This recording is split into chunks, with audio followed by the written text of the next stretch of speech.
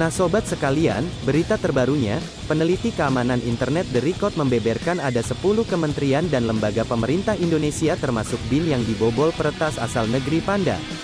Dengungkan di era ini, bahkan diramalkan bisa memicu ketegangan antar negara yang berimbas pada terancamnya perdamaian dunia.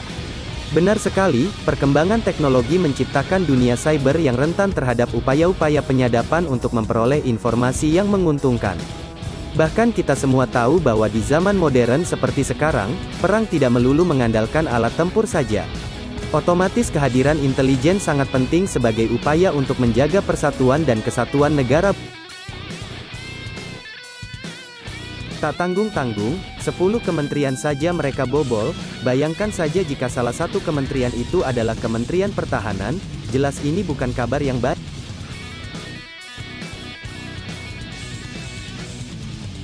Namun yang menjadi pertanyaan di sini, mengapa China sampai berani meretas jaringan internal Indonesia?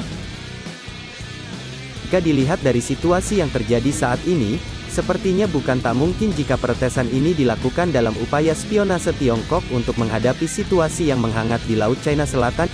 Terlebih kabar mengenai upaya spionase dunia maya ini muncul ketika Indonesia dan China telah membangun kembali hubungan diplomatik yang erat setelah hampir mencapai konflik bersenjata beberapa tahun sebelumnya.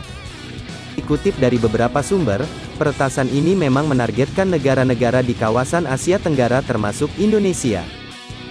Sehingga sudah bisa dipastikan bahwa niat China meretas data internal Indonesia juga berkaitan dengan Laut Natuna Utara. Namun sayangnya sampai sekarang belum ada berita lebih lanjut terkait insiden tersebut. Terkait hal apakah yang dicari China masih belum ada kepastian.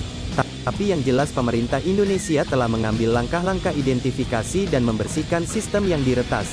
Namun sayangnya host dalam jaringan pemerintah Indonesia masih berkomunikasi dengan server malware milik Beijing. Dan yang lebih disayangkan lagi, sampai sekarang BIN masih belum mau bersuara terkait hal ini. Dari sini bisa kita lihat bahwa intelijen kita masih cukup lemah. Meskipun peretasan semacam ini bukan hal yang mustahil dalam dunia intelijen, namun perlu diperhatikan bahwa hal semacam ini tak terjadi sekali dua kali. Namun sekiranya kinerja badan intelijen kita memang perlu ditinjau, sebab Presiden Jokowi pun dikatakan pernah mengeluh dan menilai bahwa BIN sering memberikan data yang tidak akurat. Koordinasi antara lembaga intelijen juga tak berjalan mulus, dan hal inilah yang akan membuat Presiden sulit mengambil keputusan. Jadi perlu disadari bahwa intelijen negara sangat penting seperti yang sudah admin katakan di awal. Meskipun sebenarnya harus diakui bahwa agen-agen intelijen Indonesia lebih tahan banting ketimbang CIA, namun mereka masih lemah dalam memberikan analisa. Dan inilah yang mesti menjadi perhatian khusus, sebab kalau sudah begini Indonesia bisa kecolongan. Ingat, yang kita hadapi saat ini adalah China, negara yang mengklaim teritori kita dan merekalah ancaman yang sebenarnya. Dan sekarang lihat saja, mereka tak hanya berani mengancam kita lewat militer, lantas apakah ini artinya sinyal perang untuk Indonesia? Melihat China yang makin berani mengacak-acak Indonesia, kiranya kita wajib mempersiapkan diri bukan? Tidak ada hal yang mustahil mereka akan semena-mena terhadap kita.